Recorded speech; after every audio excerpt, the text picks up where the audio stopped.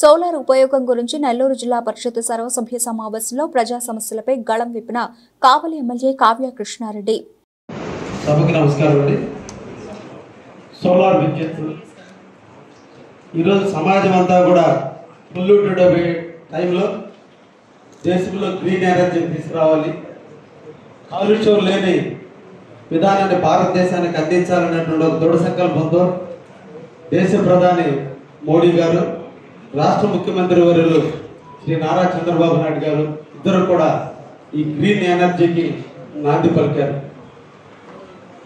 భవిష్యత్తు తరాలకి మన నిధి నిక్షేపాలను క్షేమంగా ఉంచుకుంటూ భావి తరాలకి ముందుగా బాట వేయాలనే ఆలోచనతో సోలార్ ఎనర్జీని వాడుకోవాలనే ఆలోచనతో ఈ రోజున పిఎం ప్రధానమంత్రి సూర్య ఘర్ అనేటువంటి ఒక కార్యక్రమం ద్వారా ప్రతి ఇంటిలో కూడా ఎవరైనా కూడా సోలార్ విద్యుత్తును ఏర్పరచుకోదలుచుకుంటే సబ్సిడీ కింద ఇచ్చేటువంటి పథకాన్ని ఈరోజు రూపకల్పన చేసి నిన్న ఫిబ్రవరి 15వ తేదీన దేశవ్యాప్తంగా ఈ పథకాన్ని ప్రవేశపెట్టడం జరిగింది.